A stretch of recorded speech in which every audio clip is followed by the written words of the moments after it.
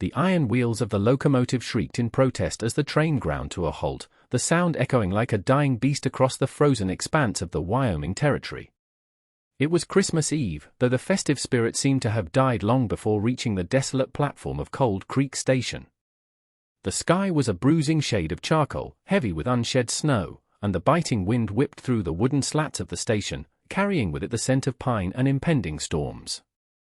Mylin stepped onto the platform, a vibrant splash of crimson against the relentless white and grey of the winter landscape. She was 25 years old, possessing a beauty that was striking and formidable, though it was her attire that drew the immediate, bewildered stares of the shivering townsfolk.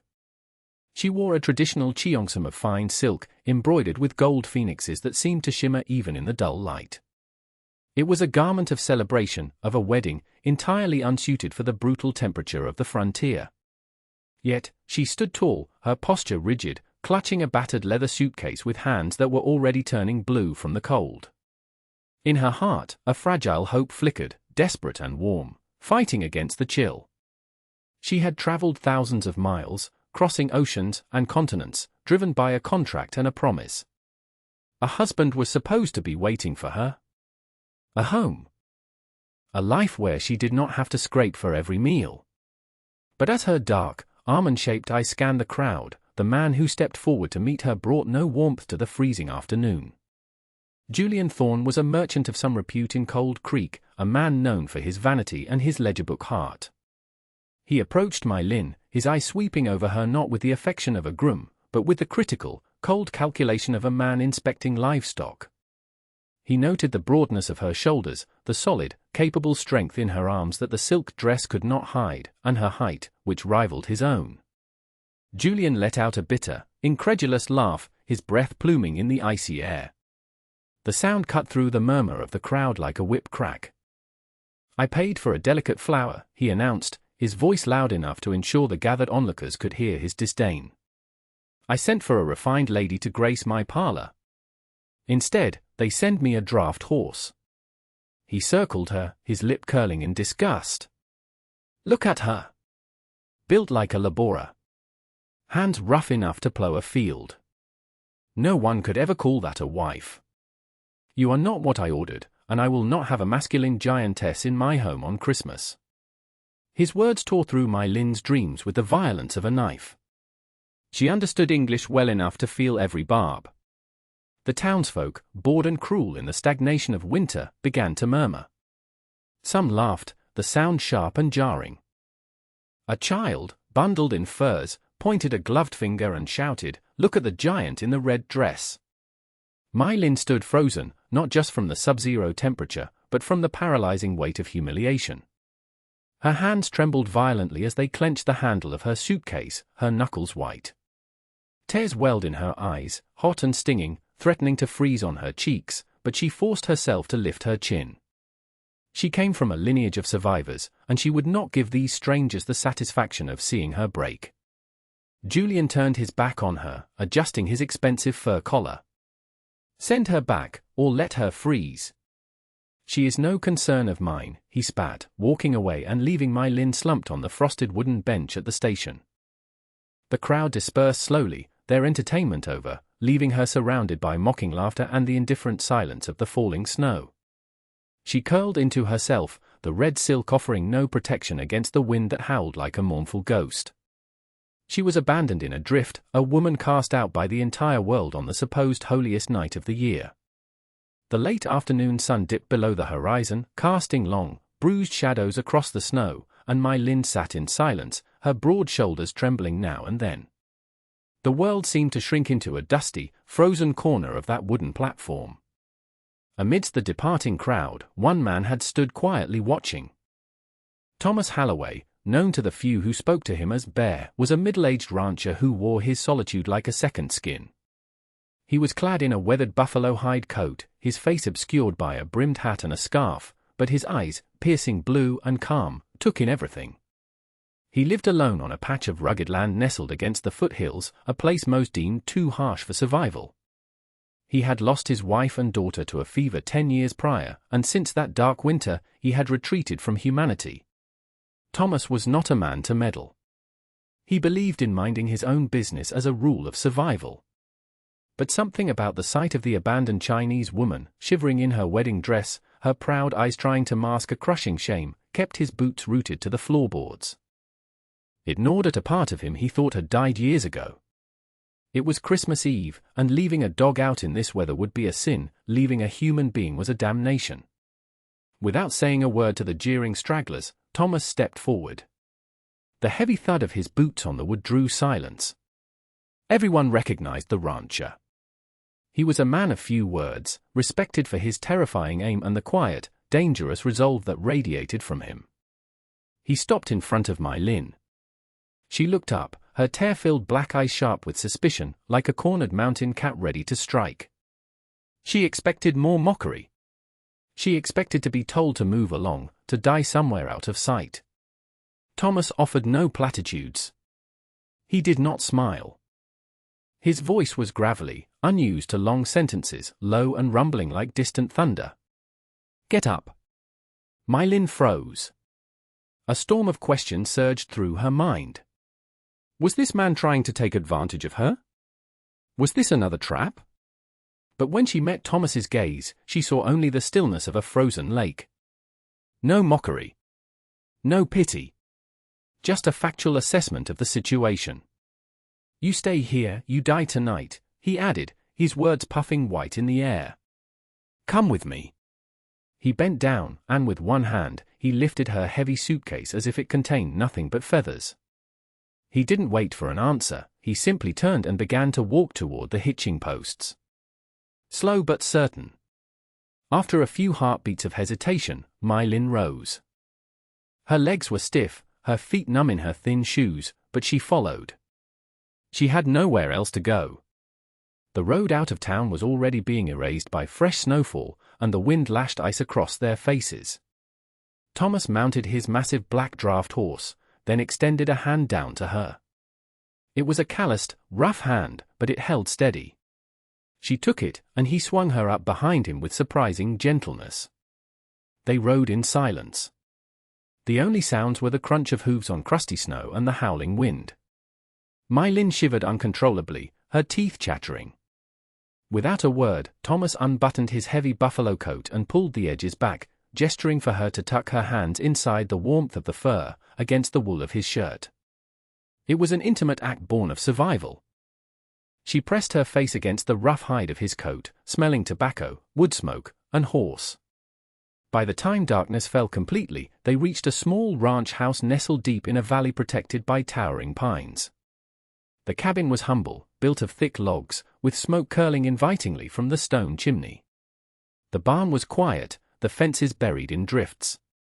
Thomas helped her down.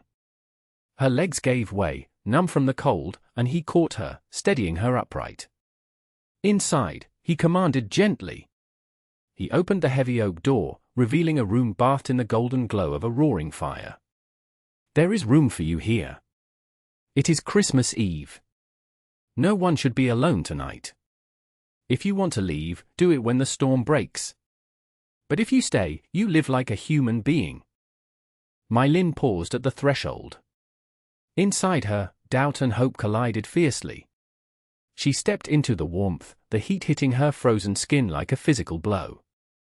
That night, as she stood in the center of the stranger's home, the red silk of her dress dripping melting snow onto the floorboards, she knew her life had taken a turn she could never have predicted. On her first morning at the ranch, Christmas Day, Mai Lin woke to the sound of wind battering the walls, but inside, it was still. Pale light filtered through the frosted glass, illuminating the simple room Thomas had given her. She had slept on a narrow cot beneath a patchwork quilt that smelled of cedar and sage.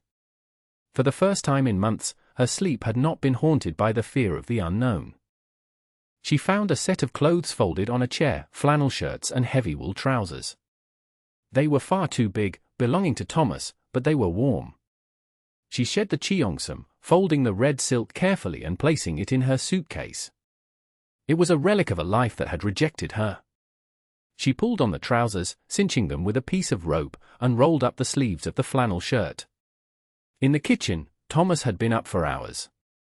He was tending the cast-iron stove, the smell of coffee and frying bacon filling the small space. Without a word of greeting, he pushed a plate of food toward her, thick slabs of cured meat, beans, and cornbread. "Eat," he said, returning to his task of oiling a bridle. Mai Lin sat and ate, her hunger voracious. She watched him from beneath her lashes. He was a mountain of a man, weathered and silent, but in his movements there was a deliberate care.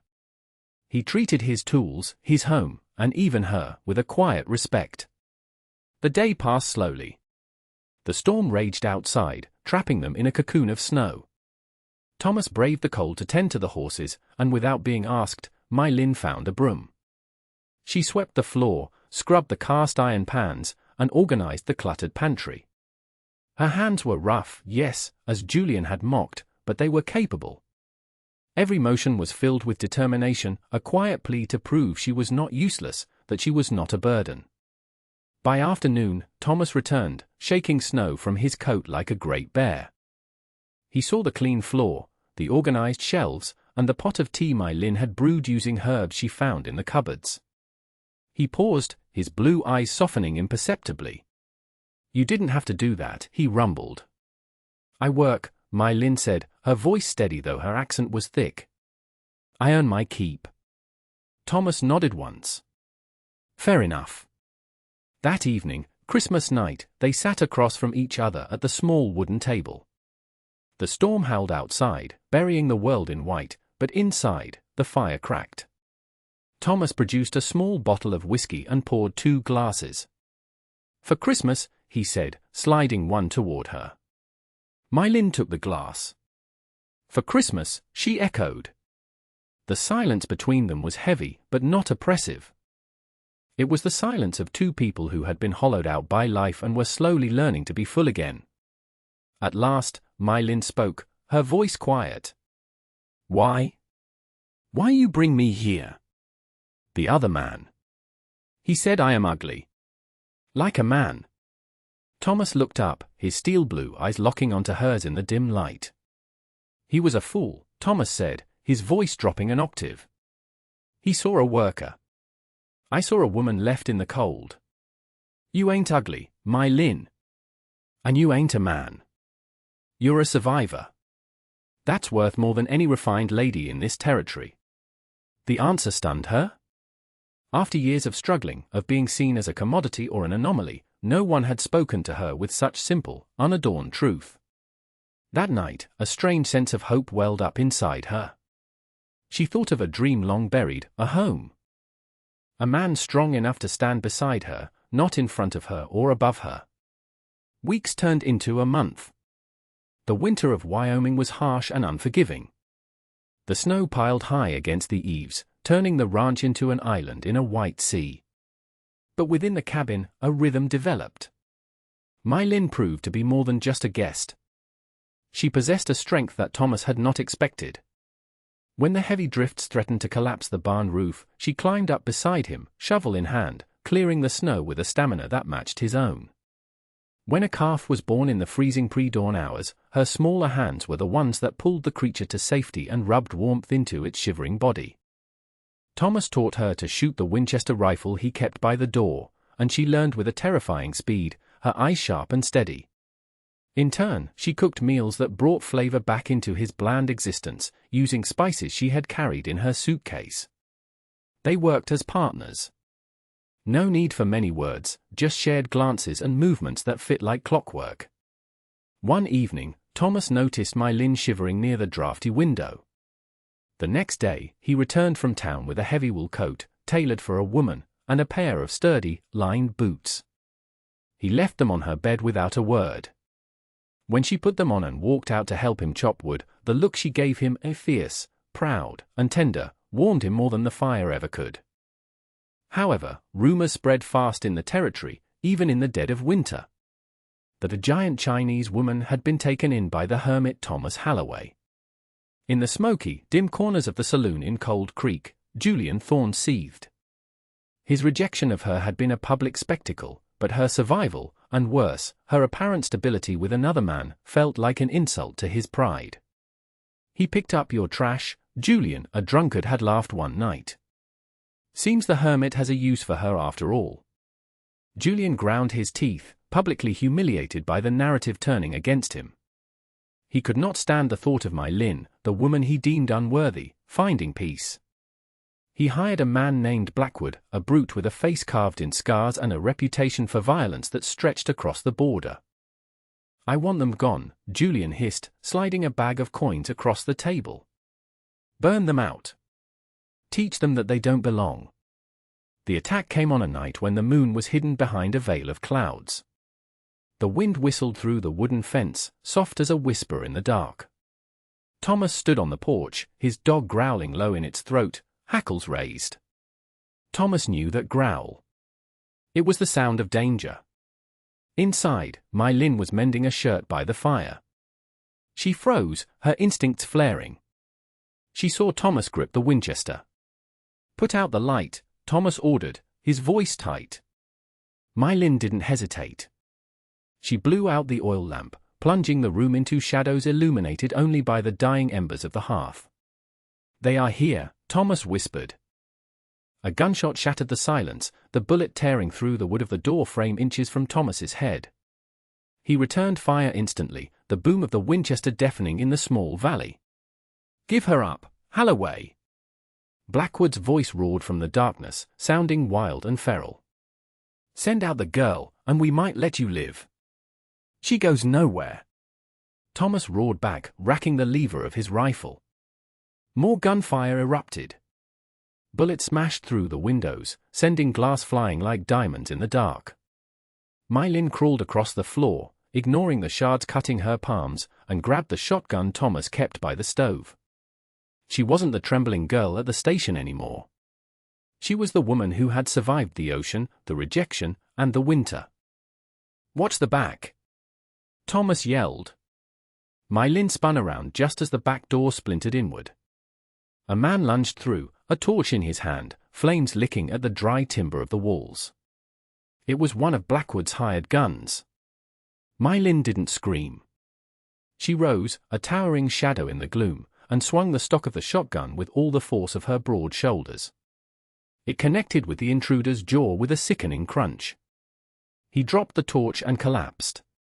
Mai Lin stomped on the fire, extinguishing it with her heavy boot, then raised the weapon, firing a blast into the snowy yard that sent a second attacker scrambling away in terror.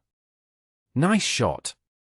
Thomas grunted, firing again from the front window. But there were too many of them. Blackwood had brought 5 men. They were circling, throwing torches onto the roof. The smell of smoke began to fill the cabin. "They're burning us out," Thomas coughed, his eyes watering. "We have to move to the barn. We can hold them from the loft." "Ready," Mai Lin said, her voice steady and deep, like the beat of a drum. "On 3. Run!" They burst out the side door into the freezing night. The snow was knee-deep. Gunfire zipped past them, kicking up sprays of white powder. They reached the barn, breathless, and barred the heavy doors just as bodies slammed against them. Inside the barn, it was pitch black. Thomas scrambled up the ladder to the hayloft, dragging Mai Lin with him. They positioned themselves at the loading doors, looking down at the yard. The cabin was fully ablaze now, the orange flames casting a hellish light over the snow. Below, Julian Thorne had arrived in a sleigh, watching the destruction with a twisted smile. Blackwood was shouting orders to break down the barn doors. "I'm out of ammunition," Thomas muttered, checking his pockets. He had 3 rounds left in the Winchester. Mai Lin looked at him. Her face was streaked with soot and sweat, but her eyes burned brighter than the fire consuming their home. She pulled a long, curved knife from her boot, a blade she had sharpened every night by the fire. "We fight," she said. The barn doors groaned and splintered. Blackwood burst in, followed by 2 men. "Burn it all!" Blackwood screamed. Thomas fired, dropping 1 man. He fired again, missing Blackwood in the shadows.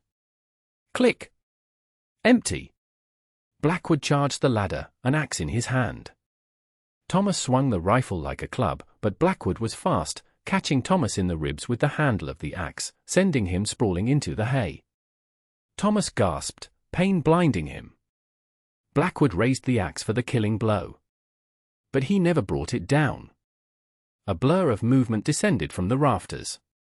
My Lin dropped from the beams above, landing squarely on Blackwood's back. She roared, not a scream of fear, but a war cry. She drove her arm around his neck, locking him in a chokehold that utilized every ounce of her formidable strength. Blackwood thrashed, slamming her against the wooden walls, but she did not let go. She was the mountain. She was the storm. She tightened her grip, her muscles straining, until Blackwood's struggles grew weak, his axe clattering to the floor. With a final heave, she rendered him unconscious, letting his heavy body slump to the floorboards. Outside, the remaining men saw their leader fall. They saw the silhouette of the woman in the loft, holding the rifle now, aiming down at them. Fear won out. They scrambled for their horses. Julian Thorne, seeing his hired muscle defeated by the very woman he had called weak, whipped his horses in a panic, fleeing into the darkness, never to be seen in Cold Creek again. Silence returned to the valley, broken only by the crackling of the burning cabin. Thomas pushed himself up, clutching his side. He looked at My Lin. She stood tall, illuminated by the firelight, her chest heaving, blood trickling from a cut on her cheek. She looked invincible. He limped toward her. "You saved me," he rasped. My Lin looked at him, the adrenaline fading, replaced by a profound exhaustion. She dropped the rifle and leaned against a support beam. "We lost the house."